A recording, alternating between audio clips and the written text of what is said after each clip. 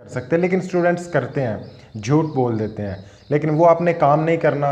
अगर आपकी उससे ज़्यादा इनकम है लेकिन फिर भी आपको प्रॉब्लम आ रही है, तो आगे वाले जो सॉल्यूशंस हैं वो भी मैं आपको बताता हूँ, उसकी तरफ शिफ्ट हो जाना है। इस नीड बेस वाले स्कॉलरशिप पे अप्लाई नहीं करना। औज़ुबिल्लाहि मिनश्शैतानिर्रजीम, बिस्मिल्लाहिर्रहमानिर्रहीम।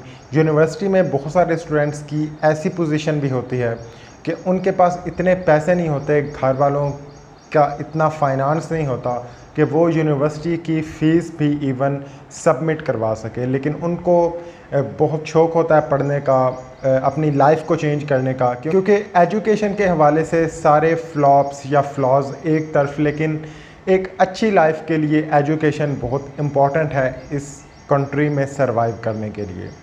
तो ऐसे में स्टूडेंट्स एडमिशन ले लेते हैं, पढ़ना शुरू कर देते हैं, लेकिन बाद में जाके उनको बहुत परेशानी आती है। आज मैं आपको टोटल 4 सॉल्यूशंस दूंगा अगर आप उस कैटेगरी में आते हो तो यार यहाँ पे जो पहले नंबर पे मैं बात करूँगा वो है स्कॉलरशिप्स। हर गवर्नमेंट यूनिवर्सिटी में 2 तरह की स्कॉलरशिप्स लाजमी प्रेजेंट होती हैं। पहली होती है मेरिट बेस्ड स्कॉलरशिप और दूसरी होती है need based scholarship. Merit based scholarship में ये होता है कि जो आपका बैच है, मिसाल के तौर पे 150 या 200 बच्चों ने एडमिशन लिया आपके साथ किसी एक डिपार्टमेंट में जिसमें आप मौजूद हो, तो उसमें अगर आप पोजीशन ले जाते हो तो जो टॉप 3 पोजीशंस होती हैं उनको 6 महीने के बाद, सेमेस्टर गुजरने के बाद जब रिज़ल्ट अनाउंस होता है तो उनको पैसे दिए जाते हैं। जो टॉप 3 पोजीशंस होती हैं, पहली पोजीशन को ज़्यादा दिए जाते हैं, दूसरी को उससे कम, तीसरी को उससे कम। तो यहाँ पे देखने की बात यह है कि आपको उस हिसाब से फिर पढ़ना भी पड़ेगा। इन तीनों पोजीशंस में से कोई ना कोई अचीव करना पड़ेगी, ज़्यादा से ज़्यादा पढ़ना पड़ेगा। दूसरी होती है need based scholarship. Need based scholarship जो होती है वो हायर एजुकेशन कमीशन वो डिलीवर करते हैं। जिस तरह एहसास स्कॉलरशिप, बहुत बड़ा प्रोग्राम इमरान खान ने शुरू किया है, बहुत सारे स्टूडेंट्स की लग चुकी है वो वाली स्कॉलरशिप। तो इस तरह की जो नीड बेस्ड स्कॉलरशिप्स हैं वो भी आप गेन कर सकते हो। अब इसकी इन्फॉर्मेशन स्टार्टिंग में स्टूडेंट्स को नहीं होती, बाद में डेट्स भी गुजर जाती हैं, नहीं पता होता। तो आपको सिंपल सा काम करना है, अपने डिपार्टमेंट के किसी क्लर्क से या फिर कोई ऐसा ब्लॉक और स्कॉलरशिप्स के हवाले से हो। यूनिवर्सिटी ऑफ गुजरात में SSC है, वहाँ से ऐसी इंफॉर्मेशन मिलती हैं, तो वहाँ पे जाके आपने जाते इन्फॉर्मेशन ले लेनी है कि कब कब वो स्कॉलरशिप्स आएंगी और किस तरह अप्लाई करना है, क्या प्रोसीजर है, वो आपको डिटेल से बता दें। उनकी एक टर्म होती है कि मंथली अगर आपकी इतनी इनकम है, 20,000 है या 15,000 है या 25,000 है, इससे अगर कम है तो आप इस स्कॉलरशिप में अप्लाई कर सकते हो, वरना अप्लाई नहीं कर सकते। लेकिन स्टूडेंट्स करते हैं, झूठ बोल देते हैं, लेकिन वो आपने काम नहीं करना। अगर आपकी उससे ज़्यादा इनकम है लेकिन फिर भी आपको प्रॉब्लम आ रही है, तो आगे वाले जो सॉल्यूशंस हैं वो भी मैं आपको बताता हूँ, उसकी तरफ शिफ्ट हो जाना है। इस नीड बेस वाले स्कॉलरशिप पे अप्लाई नहीं करना। अगला ऑप्शन ये है कि आप खुद पढ़ाना शुरू कर दो।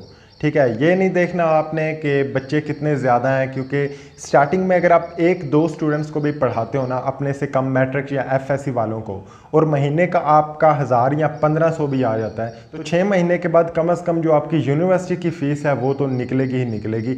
और इतनी बड़ी बात नहीं है, यूनिवर्सिटी में बहुत ज़्यादा फ्री टाइम होता है। तो मुझे बड़ी अच्छी तरह याद है, जब मैंने FSC क्लियर की थी तो MD कैट की MD कैट की प्रिपरेशन के लिए मैं जिस इंस्टीट्यूट में गया था, वहाँ पे हमारे एक टीचर थे फ़िज़िक्स के, वो लाहौर से आए हुए थे और उनकी तालीम थी मास्टर्स MSc उन्होंने।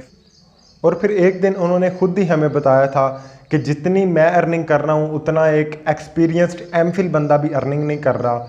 तो उसकी वजह उन्होंने ये बताई थी कि उन्होंने BSc से ही टीचिंग स्टार्ट कर दी थी। जो BSc का पहला साल था, पहला दिन था, उसी में उन्होंने टीचिंग स्टार्ट की थी। और BSc का भी वो 2 साल टीचिंग कराते रहे, MSc के भी वो 2 साल टीचिंग कराते रहे, और उनका इतनी ग्रिप हो गई सब्जेक्ट्स पे कि जैसे ही उन्होंने MSc के बाद ऑफिशियली पढ़ाना शुरू किया तो वो बहुत ही आगे थे दूसरे स्टूडेंट से।